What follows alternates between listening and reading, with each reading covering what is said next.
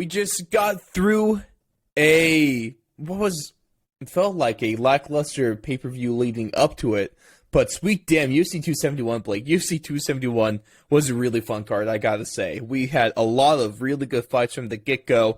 The main event was a super close battle in the rematch between Izzy and Robert Whittaker. The co-main event was freaking swang and bang, and sweet damn, Tai Tuivasa up to number 3 ranked heavyweight in the world.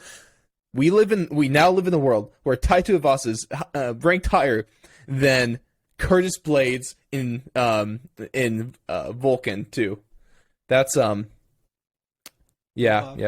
Vulcan, same thing. You know, little Spock, whatever. What a world we're living in, Blake. Hey, I mean, you know, you get the big fights and you get the, you know, magnificent performance like that, and you get the deserved ranking, I think. So, hey, congrats to Ty, and that was a brutal freaking finish. Oh, yeah, absolutely, and we're going. Can't believe people are saying Derek took a dive. Oh yeah, we're going to get into that a little bit because I don't know about that one, Chief, but we got a whole pay-per-view to break down for you guys today. We're going to take a look at Conor McGregor saying some questionable stuff again. For the 30th time this year already. We're going to talk about, there's some kind of underrated talkers and want to look at like that, and as well as we're going to take a look at Anderson Silva's legacy. We're going to take a look at how Israel Adesanya compares to it, and Blake also has a little bit of a middleweight Mount Rushmore coming up for us as well, and we're going to take a look at UFC Vegas 48. Slim pickings for Blake's bangers, but we got your bangers nonetheless. But ladies and gentlemen, thank you so much for tuning in to UFC Talk 78. Of course, I'm your host, Hassan, joined alongside by the Fourth and Long MMA correspondent, Blake Campbell, and as well as my agent. So, round of applause. Welcome in, Blake. How we feeling? Feeling pretty good. How's training going? I hate the battle bike so much, but it's great cardio. Great cardio. It'll get you right. Mm-hmm. So it'll get you nothing right. Like a little hit training. Oh, hit training hits the spot. I just like it because it's very effective, but also you don't have to do it for as long to feel the effects of, like steady state cardio. It's great. It's a win-win. There you go, man. Just keep it up. You got to get that dub. You got to represent the boys. I got to get the dub. You got to give me my sponsors. All right. I'm still working on it. I'm sure you are. Don't worry about it. Can you get me on Aftershock? Like as a performer? Yep. No, probably not. I mean, I can try though. I can see if we can get a little vendor station going up, sell some stickers. Ooh, stickers are fun. I do like stickers. Also, a great place where you can get some Fourth and Long decals, of course, among a bunch of other things. The fourthandlong.com/apparel. Go ahead and check that one out. Keep this playing in the background. Go to another tab and go buy some stuff. Give me some money. But we're gonna hop into things here, ladies and gentlemen. We're starting us off with UFC 271, and of course, the question everyone needs to answer for: did the bangers hit? Shoot. I would say so. I think they hit. Let's break her down. Let's go back and see what we picked, right? I want to say it was definitely Lewis, Tuivasa, right? Cannonier and Brunson, and was it Green and Hackprass? Yes, it was. Dude, let's talk about Bobby Green and Hackprass, because that was just a fun fight to start the main card. That was just fun. Yeah. Bobby Green put on a freaking performance, man. Great. I don't know if these stats are official yet, but on Google they're saying 188 total strikes. That's phenomenal. And I don't know, are we saving the news for later? No, we're talking about the news right now. There's a lot of talk. John Anik headed it, I will have to say. I guess we can give him the credit. Bobby Green, main event, let's book it. Personally, I was hoping for a Bobby Green, Brad Riddell main event, because that would have been a barn burner. But now we're getting Bobby Green, Islam Makhachev stepping in for the injured Beneil Dariush because he hurt his hand. This main event goes down. Hurt his ankle, right? I thought it was a hand. I'm pretty sure it was his ankle. He hurt something on his body. And he can't fight now. Let's just go with that. We'll see who's right a little bit later. But Bobby Green, 160-pound catchweight fight, 5 rounds, just a couple weeks after going a full 15 minutes on the pay-per-view. I'm excited. Obviously, stylistically, not a great fight for Bobby. I would prefer the Brad Riddell fight. But, we were hoping for a main event. Beggars can't be choosers. So I think imagine if he wins. Imagine if he somehow wins, dude. I confirmed it was an ankle. Okay, fine. I was wrong. I'll admit it. Bobby Green deserves that main event spot, and it's going to be quite the opportunity to go against Islam Makhachev. It's crazy that's in, I believe you said it's in 2 weeks, right? Let's see. A little less than 2 weeks. Now about a week and a half. Yeah, it's on February 26th. 10 days. So that's in 10 days. Yeah, that's a badass move. That's tough. That's tough. Catch weight, 160, right? Give him a little 5-pound cushion. Whew. We're going to see how good Bobby Green's wrestling is, his takedown defense. That's going to be a big challenge for him. But, I mean, who else deserves this opportunity at this point? I mean, the guy's just gone out there his past few performances, even though he lost against Fiziev, which is questionable in a lot of people's opinions. He's just been delivering banger after banger after banger, at least 3 fights in a row. I know that Iaquinta, the Fiziev, and then the Hack Prast, they've all just been Bobby phenomenal. hasn't missed. So this is a great opportunity for him. We'll see if he can get it done. If he does get it done, that just shakes the whole freaking scape of the lightweight division up. That completely. ruins any plans for Islam Makhachev to be contending for that title soon. But yeah, at least probably for Bobby another Green year. title fight. That's the world I want to live in, Blake. That's the world I want to live in. That would be crazy, man. Oh my God. That would be crazy. I'm Bobby here for Green it too, versus man. Justin That'd be Gaethje. sweet. That would be another phenomenal fight. Not just that from a fight standpoint. That would be fun, dude. That would just be fun. We'll see what happens. Hey, we'll see. No offense to Islam Makhachev and Khabib, but I definitely got my fingers crossed on Bobby Green because there's more fun outcomes that come from that than it does with the expected happening. Also, it'll make our recording in a couple weeks that much more fun. 100%. But besides Bobby Green and Hack Prast, like we said, we had Cannonier and Brunson. That was a freaking banger too. I mean, Brunson looked like he had it in the bag the first round, getting takedowns at will, dropping them, right? Dropping them at the end. It was interesting because he didn't look great in the second round, and the fight got stopped as his corner threw in the towel. It looked like he was concussed or something. Yeah, it was a weird finishing sequence, but I mean, Cannonier was rocking him in that second round, so really no surprise there. It was surprising, I think, that Cannonier got the dub for me just because I thought Brunson had a little bit of an easier path to victory. But man, Cannonier's he's a stud, dude. So I'm looking forward to the matchup against Adesanya, see if he can bring something new to the table against him. And, something new for the middleweight division. The Killer Gorilla has brought down Blonde Brunson. Brunson now with only one more fight on his contract. I respect him for, honoring that. And I thought it was a questionable decision to say, with a title shot on the line, no matter what happens after this fight, I'm only fighting one more time. Bad perspective, I think, for Dana White and Sean Shelby, possibly. But I respect Brunson for sticking to his guns. Also, shout out to his shirt though too. He was wearing the whole week pre-fight. I beat up domestic abusers. That's fun. That's a great shirt. Great message. Oh yeah, I can support that. I don't want to fight Brunson. So that would be horrible. What do you think? What do you think about that fight with Izzy, though? Just initial thoughts on it. At least it's a new fight, but anything besides that? Initial thoughts on the Cannonier and Izzy fight? Yeah, I mean, that's all I really have to say at this point. Is just it's something new, and we'll see if Cannonier has the tools to get it done.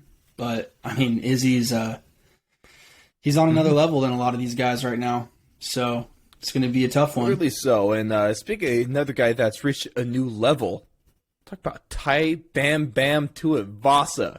Because if you want to swing and bang, that's exactly what him and Derek Lewis promised, and that's exactly what we got. And leave it to Tai Tuivasa for almost tiring out Derek Lewis a little bit. He definitely looked gassed, but he rocked him multiple times. Tai was taking all sorts of damage in this fight and kept on going. He got in close, a little dirty boxing, landed that clean elbow, and Derek Lewis face first on the canvas out. What do you think about this? Because this was just insane. And I did not expect this. Did not expect this. Well, I definitely don't think you could call it a flawless performance. No. I mean, it was so impressive. I mean, like you kind of said already, he took the damage. He was able to dish it back. I mean, when he was trapped against the fence, kind of getting up off the ground when Derek Lewis had him down for a little bit. Derek Lewis shooting for takedowns. Hold up. Right? But then when Derek was just unloading on him, man, with those punches, you could just hear the explosions from his fist just pounding that guy's face. And he just gets up and just starts swinging right back. Doesn't really connect too great, but you could just tell there was no fear in him. That's crazy. And he wasn't going to back down. He wasn't going anywhere. And so, yeah, I think he really, I think he earned Lewis's respect right there in that moment, and then started kind of turning the tide from that point in time. Dude, I don't know what Tai Tuivasa's chin is made out of. It, whatever that. You saw that clip of him and Mark Hunt sparring? That's crazy. Crazy, right?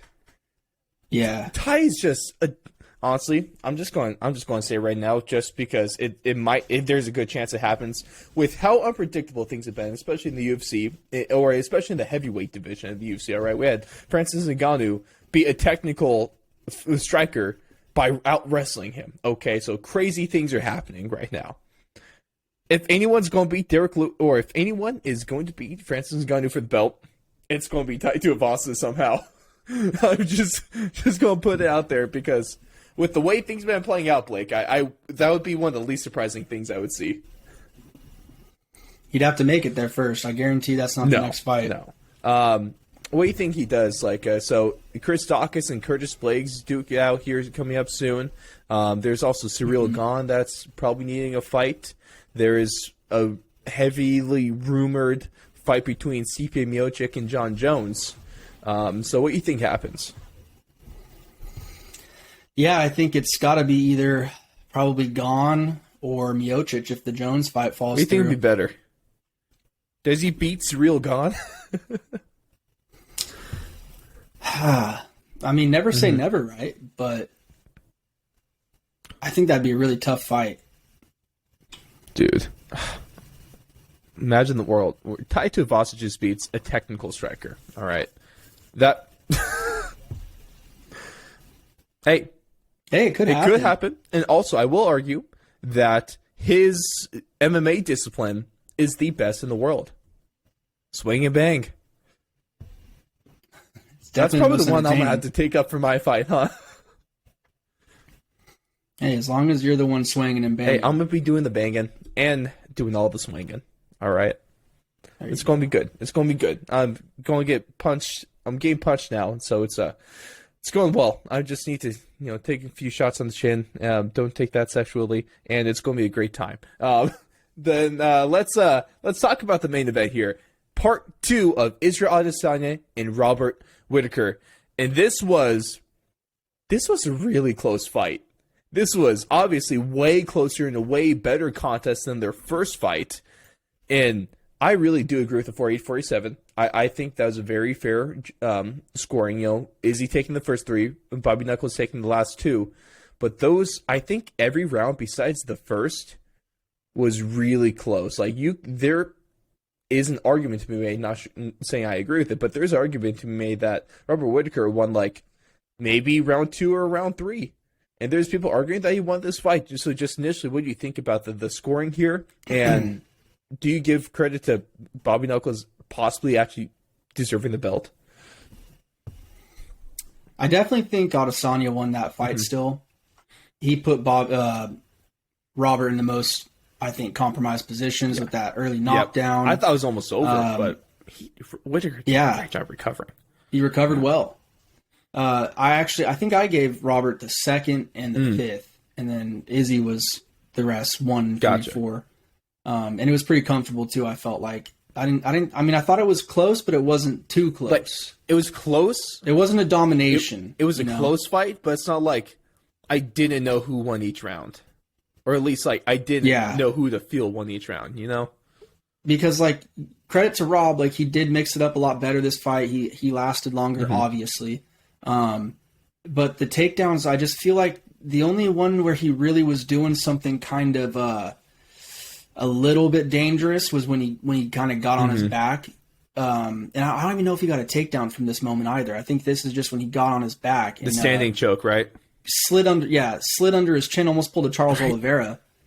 But Izzy was able to get him off, I think, eventually. But I mean, other than that, I don't really remember Robert really putting him in any super compromising positions on the ground. I mean, I should probably rewatch that fight again to confirm. No, there wasn't anything crazy. It's not like he held Izzy down. It's nothing like, wasn't ground and pounding. No, it wasn't like what Jan Blachowicz did to Izzy, where he was able to just smother him. Yeah. But to be able to land, I think it was like 4 takedowns, right? Yeah, I think it was 4 out of 10. But that's even just for takedowns. I know he didn't really do a whole lot with them, but just for being able to get Izzy on the ground in that kind of percentage, that's pretty damn good, and that's obviously something that's never been done before. It's quite the improvement from the first fight, right? Like, all credit to Rob, but I still just don't think he did enough to beat the champ. No, I think that's fair. It was. I know we agree. Definitely, it was a close fight. It was a 48-47 fight. So that's close, but it's not like I'm questioning if Izzy actually won that. No, I think he won. I feel pretty confident in saying that. What do you think about Robert Whittaker now, though? Because he lost in the title unification bout, and now he's lost his second chance at redemption. So, is he going to be able to fight for the middleweight title again? Or, I think so. He just has to continue doing what he did last time. Just pull off another 3, 4, 5 wins in a row, and he's going to be undeniable. Like, he's definitely the second best guy in that division as of right now. I mean, pretty much. How similar is it to the whole Kamaru Usman Colby Covington situation in the welterweights? I'd say it's very similar, because Colby, in my opinion, beats pretty much everyone in that welterweight division. Minus maybe right. We'll see if the hype's real soon enough. And then same thing with Robert Whittaker. He's basically has beaten everyone in that division, besides Adesanya. We got a bit of a problem because right now the champion's lapping the division. Pretty soon we're going to see the former champion lapping the division in his own right too. It's going to be really weird. Yeah, it's going to be crazy. Whittaker versus Sean Strickland next. That would be a good one. It just kind of, I think Sean's even come out and said it too. It just kind of depends on Rob's timeline. I think it's always tough coming off title fight loss. Probably take a little longer, 6 months. And Sean's probably looking to fight ASAP. So, hey, that Paulo Costa fight's there. If Paulo Costa can make 185. Yeah, I would like that. That would be a good gift, one. but that's a good scrap. I mean, Sean Strickland, one of the few guys to actually call out Paulo Costa. So, if you want it, and if Paulo Costa could get his mind off of Marvin Vettori for whatever reason, then I think this is something we can. Yeah, it's something we can make here. But with Izzy's place, obviously he's getting a little bit closer to Anderson Silva's kind of Tyler Rain and his dominance of the division. Will Izzy ever be able to catch Anderson Silva? I mean, definitely if he keeps fighting as often as he does and getting the results he's getting. So, I mean, he's had a few spectacular performances. I think he still has a few more to go. What about the whole Izzy boring fighter situation coming into play too? I don't know. I mean, he's had a couple fights here and there where it's not, the best, but I think that's kind of an unfair criticism. I mean, the guy is the champion. Someone's got to take him out. It's not his job to make, everything a barn burner. He's making the money that he's making because he's the best at what he does. He's there to keep his belt. Someone's got to that Yoel Romero fight. It's a perfect example. Right. Like, what do you want him to do? He defended his title. Yoel wasn't doing anything to try to take it. It's not on him. Yep. It's not on him to risk his title. It's on the contender to come and take it. Exactly. And I don't really think this fight was boring anyway. No, I thought it was pretty good. Right. That's why I don't understand. It was interesting. I mean, I was intrigued the whole time. I was like, damn, like Robert's he's doing pretty damn good. And then Izzy, he didn't look as sharp maybe as he does all the time. And then the Marvin Vettori fight, like before this, that dude's a freaking tank. It's like probably damn near impossible to knock that guy out. You see his head? It's large. Jeez. So Izzy's fought some powerful dudes. Like this sport is evolving like by the freaking year, you know? In the next 10, 20 years, the talent's going to be insane, dude. Like everyone's coming in instead of just being, and I'm sure we've talked about this before, but like instead of being a specialist in one craft, like you're damn near a specialist in at least a few different things when you come in, like kickboxing, especially Muay Thai, combat sambo, apparently. Like those boys from Dagestan. Your base is just so expanded now, right? Like you're not just going in there focusing on one thing. So I think all credit to Izzy. Like he's coming in and dominating this era so far. If he can keep it up for another probably 2-3 years, he's definitely going to be knocking on the door of greatest of all time, I think, for middleweight division. The biggest discrepancy in their stats-wise is title defenses. Right now, Izzy has 4 title defenses. He's trying to claim that the fight with Robert was a title defense. So he thinks 5. Realistically, factually, it's 4. Anderson Silva had 10. So 6 title defenses is a lot to ask for. But with the weight... And he could easily get that in the next 2 You can do years. it. And it's not the question. Is the guy that wants it? He said he wants to fight 3-4 times a year. I love that. I love a fighting champion, man. And so I have no problems with that. All I know is it was a fantastic night of fights. But that's going to kind of wrap it for our UFC 271 coverage. Coming up next, we're going to roll on into What the Blank. Of course, What the Blank with Blake, as Blake fills in the blanks in a few statements. So, of course, you don't know how this works. We got 3 statements for Blake here, and it's up to him to fill in the blank, whether it be in the middle, at the beginning, or the end, and he can fill in that blank with whatever he chooses. It could be a word, it could be an essay, it could be a grunt. It's all up to him. But Blake, the first blank you're going to fill in, let's go, Blake, is blank. Blank make up my UFC middleweight Mount Rushmore. It's kind of a tough one, huh? Kind of a tough one. I think I'd have to go Silva, Adesanya, and probably Weidman. Oh. So what do you think about putting Bisping up there? Not do enough?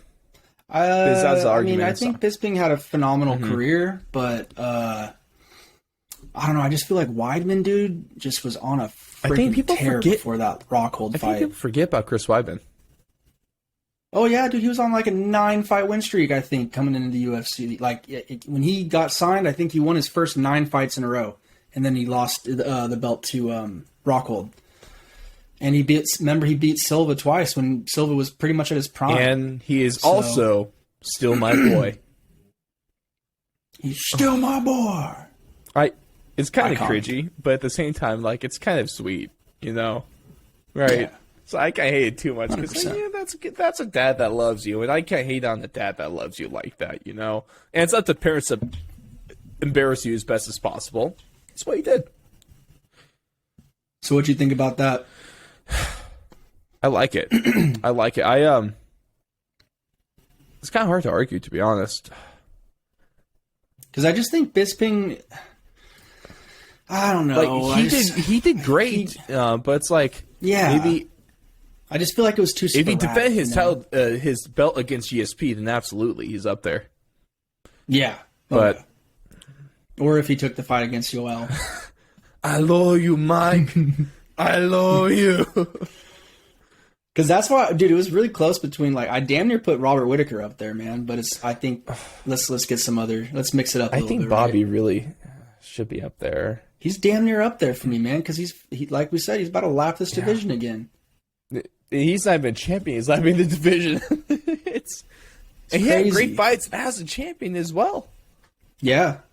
Some of his defenses were fantastic, like the 2 Yoel fights. He was a good champ. Yeah. Yeah. It's not bad. But, of course, let us know in the comments or over on the socials what you guys think about Blake's Mount Rushmore and maybe what changes you make as well. I'll also get posted on Friday. So you can go ahead and we kind of berate that all you will. I'll have Blake tagged so you can just at him directly. Talk shit. Hey, talk shit, get hit. Be like Kevin Holland. Those online trolls. You're going to do the hitting. I'm the agent. You do the hitting. I'm the agent. Dude, I love what Kevin Holland's been doing, though. I respect it. Oh, yeah. Dude, those body kicks, those like 3 body kicks in a row. Yeah. Oh, respect to the troll for like, still being standing. I don't know if I can really respect that too much because he just looks stupid. Like, you're delusional. What kind of idiot would think that he would have a chance with a professional athlete, like, and not even just an athlete, like he is a trained killer. Like, he will kill you with his bare hands. He was showing restraint. More people than I thought would. Just come on, guys. Like, just go play Mortal Kombat or freaking, Tekken or something. I don't know. Stop it. Just relax. Get some help. Leave Kevin alone. That's interesting stuff right there. But segment number 2, the most underrated talker in the UFC, past or present, is blank. I think it's got to be Tony Ferguson. Yeah, I still can't get over that Dana White privilege line. So good. That's like top 5 lines of all time, right? Yeah, like he's a little cringy. I feel like his tweets are almost to his tweets are. Yeah, but that's not talking. Okay, fair enough. Opinion. That's right. Tweeting. Is that different? He's crazy in that. So many emojis. But, no, when he shows up to Fight Week or the press conferences or whatever it is, anything media related, he is just on a sick one. I mean, remember the Verdum altercation? Oh, yeah. Hold on, brother. I'm talking. Who was that to? I forget. Was that to Brett Okamoto or someone? Such a good meme, dude. Dana White privilege. I mean, he's just had so many, showing up with the freaking baseball and just like tossing it up in his hand. Just, yeah, he's son and Kevin Lee. I mean, the dude's phenomenal. I just can't get enough of Tony Ferg. Tony Ferguson is great. And I swear, I've been writing by this for a while, but his interview on the Pat McAfee show last week really was just earlier this week was just the icing on the cake. Brock Lesnar doesn't get enough credit for how funny he is. He is a funny guy. I didn't get to catch his full interview, but I think I saw like a minute or two clip, like when he was broke the mic stand and all that stuff. Yeah, I break shit. So I gotta check that out. Because Pat looked hella scared. Yeah. Well, to be fair, if Brock Lesnar was like 10 feet away from me breaking shit, I'd be kind of afraid of him too, because he's a scary human being. Yeah. Yep, that's champ right there. Dude, I love Brock. I honestly can't get enough of Brock Lesnar. He's great. But segment number 3, and especially if you've seen so Conor McGregor comes out recently, puts out a statement that he has like the best ground and pound in MMA. Segment number 3, Blake, Conor McGregor's ground and pound is blank. I was not expecting Conor to make a statement about his ground and pound.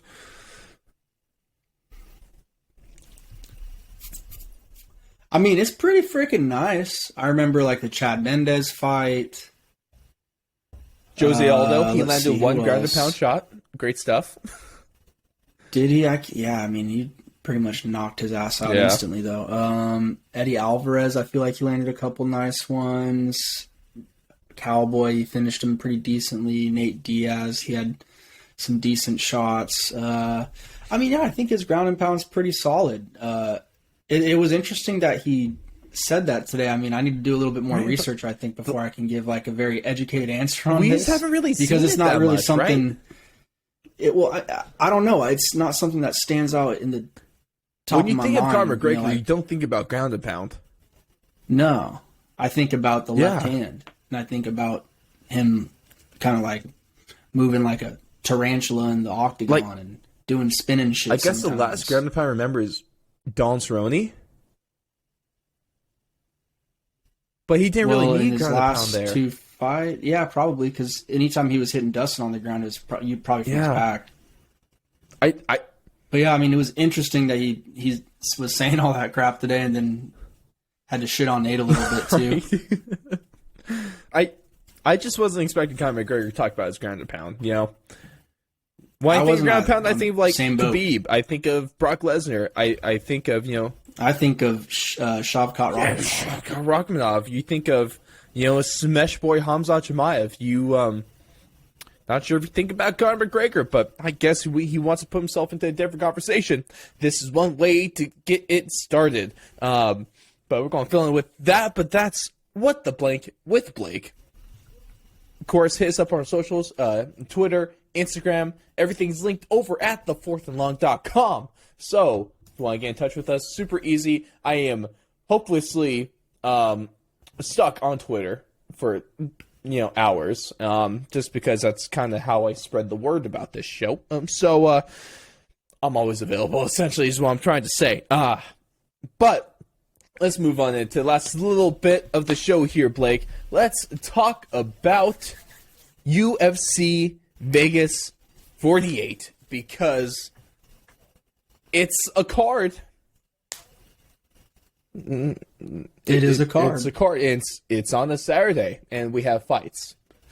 As of right now, that's really all I have to say about it. The one thing I will preface it with, I say all cards like this, you know, any card that doesn't stick out on paper, they've almost, I think, like, I'll give them 75% of the time they've overly, like, it's been a great card, you know. I'll say about 60-75% of the time. So, lower your expectations, and you'll be surprised about this one, Blake. But taking a look at the card, just taking a look at some of the stuff, of course. Earlier, lost a lot of fights just because we lost what was supposed to be the main event, of course, between what would have been a freaking banger between RDA and Fiziev.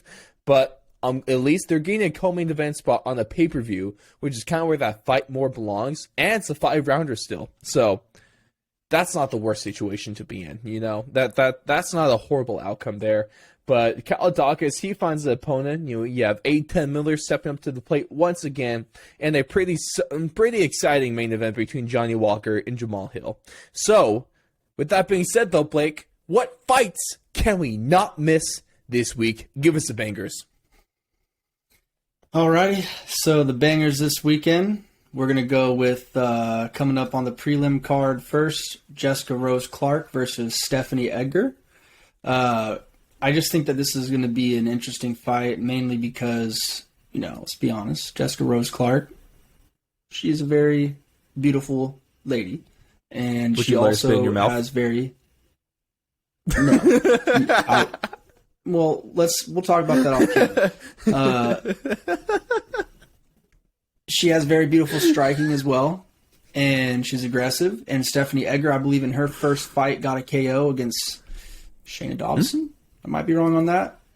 I believe you. So I think that this could be a stand-up fight. Could be very interesting. Could be fireworks. Let's hope for the best. This guy has a whole Sugar Sean hair color going on right now, so maybe that translates to the striking. Yeah. We'll see if it's something, if her hair is as exciting as her fight will be. Coming up next, we're going to have the first, I believe it's the first fight on the main card. Joaquin Buckley versus Abdul Razak Al Hassan. It's a mouthful of a name. I mean, but dude, these guys are just tanks. Just freaking tanks. Physical specimens. They're going to throw down. I'm pretty sure someone's getting KO'd. Should be a fantastic fight. And then lastly, we have Jim Miller, who is just, you know, everyone knows about Jim Miller. He's just a guy. He's just a legend. That's scraps. He's a dude that's a guy. You know? Yeah. You know, he's been around forever, basically. And he's a nice guy. What's nice about him? Like, you know he's going to try to duke it out with someone. You just know. Yeah, he's going to go in there and he's going to go in and have a tussle. He's going to swing and bang. That's the kind of guys I like. Exactly. Exactly, man. But yeah, he's going up against Nicholas Mota, however you say that. And just be like Chael's son, and so should be a good one. To 3 different ways to pronounce his name, but all 3 of them are wrong. Only Chael can do that. Only Chael could get away with that. What a legend. Undefeated, undisputed, never lost a round. God bless you, Chael. Biggest arms in Westland, Oregon, too, just among the accolades. He has the biggest arms in Westland, Oregon. Blake, the one thing I'm going for my fight, I'm trying to go for the biggest ass in Boise, Idaho, all right? Because I just got to tell you, one way to drive power, we all know the power comes from the legs, right? and I've been going hard with these squats, with these glute bridges, bro. I'm repping 450 for 10s. I'm gonna have, a base. That's what I'm telling you. It's gonna be a sturdy base to throw from. Okay. That's what I'm telling you as my manager, but also I'm just letting Jendo know what's coming for you. I see you soon, boy. Yeah. You got to work on the promos. I need to go to promo school. I'll give you some shit talk lessons. Hey, I'm getting up. some lines, Chael Sonnen. He would script some of his stuff, it worked out well, so I might have to take it. Just gotta have a few lines written down, just some good stuff, just not try to force it, but of course, a lot of practice, and there'll be some great stuff. Is follow along. Shout out to the boys at Slip the Jab, because they will be keeping track of the progression as we get closer to the fight, and we'll be doing interviews and press conferences hosted with the Slipsters over there. So you're going to want to stay tuned, because it's at the least, it's going to be a good time. But Blake, let's bring to the main event here. Johnny Walker coming off a loss. Jamal Hill coming off a Jamal Hill was, we know recently what happened. He had that pretty bad arm dislocation against Paul Craig. Then he comes out and gets the win over Jimmy Crute, which was if I recall, that was a bad night for mullets. So obviously, right? So we're going to get mullets were defeated that night. It's such a shame, man. Business in the front. No more after party in the back, though, apparently. But what do you think about this main event, and who do you have in what way? I think I'm going to have to go with Jamal Hill by vicious KO. Ooh, vicious KO. Yeah, vicious, dirty, nasty KO. I like that. It's kind of tough for me because I really like both guys. I think both are really exciting. Jamal Hill is probably one of the better prospects in the UFC at the moment. Mm-hmm. But I think Johnny Walker bounces back. Johnny Walker via decision. We shall see. Mm-hmm. We shall see. Hey, we were both right about the main event last week, though. So congrats to us. We called that to a T. I almost wanted to throw out the 48-47, though. But I guess that was... after hindsight's 2020, but I think everyone expected it to be a closer fight. I mean, once you've been in there with someone, I just think there's less unknowns, and you'll have more confidence in yourself, regardless of what the first outcome was. I think you're right on with that one. But I am looking forward to unless you're Cody Garbrandt. And the cool thing is, at least you over there on Pacific Coast time, you get a 4:00 main card. I get 5:00. So not bad. We're not going to be going to bed at 11 o'clock at night now, just unlike with UFC 271. So it's a good time. I'm excited. I like my bedtime. I'll be refreshed and ready for my co-ed Sunday morning soccer. Love that. I'll be refreshed and ready for my church service, and so we both got it going on. Are you serious? What do you mean? Am I serious? Yeah, I know you're religious. Dude, like that, bro. Yeah, no, I'm all about that. Yeah, it's okay. Respect, bro. I respect that. Start Sunday, bro. Shallow church, all right. Shallow church. The funny thing is, I respect it. I just didn't put it away, but I have open Bible on my desk right now, dude. It's just the way it goes. Hey, praise the Lord, right? Dude, honestly, praise the Lord. Love you guys. He loves you too. But what we're going to do, that's our talk for UFC Vegas 48. And it's time to cap things off. And the only way we know how, Blake, and that's with... Say it for me. It's the name. I expected a little bit more, but it's okay. We'll work on that. We'll work on my promos. I'll work on my promos. You can work on your delivery with the Nene. It's okay, because let's be excited, because it's not you getting Nene this week, so it's a great week. Any week. It's like, what Ice Cube said, if I didn't have to use an AK, it was a great day. If I didn't get a nay, it's a great day. Yeah. Well, there's something there. We'll work on it a little bit, just iron out a little bit more. But the winner of the nay for this week is It's going out to Dana White and Sean Shelby in the matchmakers, because that's back-to-back weeks now where we've lost the main event of the card. So obviously that has to be really tough on them. And I'm sure it obviously is a little hard on fans, but I'm sure it's just a big stress for Dana White to have to deal with, and it's probably not something that he was looking forward to. So a bit of a bummer there. Oh yeah, that's a good nay for sure. Is any nay a good nay? No, I'm just saying it's a good choice. You want to know what was a good nay this year though as a whole? Shout out to the Raiders for being like nay of the week for 3 times for 3 different reasons. Yeah, and we still did better than the Broncos. Isn't that wild? Made it to the playoffs. Unlike you bums. There's no need to bring the Broncos into this, Blake. You guys should change your name to the Bronco Bums. Maybe when the new owner takes over, we'll go through a name change. Yeah, you know? Kind of do something like the Washington football team and just change your whole shit up. Anything the Broncos do, it can't be worse than the Washington Commanders. Yeah, they're screwing that up over there. Oh, that was horrible. But that's a whole different sport, a whole different topic, and a whole different thing that we covered in a different show, which, of course, you can find that out, as well as our Super Bowl 56 breakdown with none other than AK Alex Kropp over at thefourthlong.com/NFL. But, Blake, this is going to bring us to our close. What a card UFC 271 is, and I don't have high expectations for UFC Vegas 48, but I know that there's enough talent. There's plenty of talent on that card. I'm sure we can get something good, right?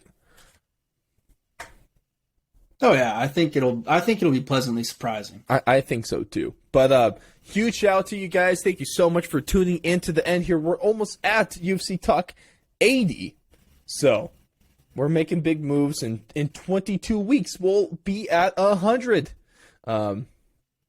It's wild stuff, man. Wild stuff. Eventually here. Crazy. Eventually we'll be catching up to the UFC with the number of pay-per-views. Oh, yeah. Couple years, but it's going to be a great time. But a lot of great stuff going on right now. That's why I'm so thankful that you guys are here. We actually just, in terms of audio listens, we're coming off I think the second highest download week of all time. From this week. So, round of applause to you guys. And, Blake, huge shout out to the 2% of our listeners from Hungary. That's fire. Hey, shout out to Hungary. 2% of our audio listeners I'm come always from Hungary. hungry. That's fire. I don't know why, but two out of like probably 10 million, right? I would say. Hey, but thank you guys for listening. I have no idea how you found us. I have no idea how you even understand us. But shout out to you guys. You're the best. Maybe I'll do that. I'll probably bilingual. Maybe each episode. Or multilingual. Yeah, right? Maybe people over in that, hemisphere, bro, they speak a lot more languages than us. Yeah, I mean, just look at Valentina Shevchenko. She speak like 10? Yeah. I mean, instead of states, where we all speak the same language, over there it's all countries and they all speak different languages. So, man, I can hardly speak English sometimes. Something way different. So, respect to them. Oh man, maybe I'll do that. We have a long list of countries that actually have listened to us. So maybe I'll do that. I'll shout out a random country each week we do this. But shout out to you guys, and also a huge shout out to our Patreon supporters. Of course, you can become a Patreon supporter starting just $1 a month to help keep the show going, help get close to getting Blake a paycheck here in something, and getting paid more than just apparel. Because Fourth Long apparel is great. Shout out to me repping the certified banger collection that was inspired by none other than Mr. Blake Campbell himself. Shout out to you, genius, when it comes to Squad. Thefourthlong.com/apparel. Also, Patreon support. Shout out to Ray Rodriguez for all your card collecting needs. Going over to Instagram and follow at the Big Bat Box. Shout out to Ryan Watson and Neil Wiley. But Blake, your thoughts on UFC 271 in one word or phrase? What's that one song that goes like, money, money, money, money, money? That's vibes I got. Because, let me Google the lyrics real quick. I'm just going to Google money. Oh yeah, no, the song's just called Money, Money, Money. By who though? ABBA. Oh, okay, never heard of them. Yeah, you know, Maybe. just because the first 2 fights on the main card, you had Bobby Green like screaming about money. You had Renato Moicano literally screaming about money, which was hilarious. So yeah, money. Is this the right one? One sec. I'm just going to fact check real quick, live, and because I just want to make sure we get the viewers the right stuff, because this is information that I don't think this is the right one. I'll be honest. I think it's the OJs. I think for the love of money. Right? Is that the one? Yeah, that's 100% the one. The OJs. So shout out to the OJs. Yep. For the love of money. Yep, absolutely. Hey, shout to those. Yeah. Shout. That's the one. Just the initial little riff on the bass guitar. It's kind of prepared this week. I didn't screw it up this week. Feel pretty good about myself. Shout out to you not screwing up, Blake. But thank you guys for listening in to the very end. You're the very best. Have a blessed day. We'll see all of you after UFC Vegas 48. Yeah.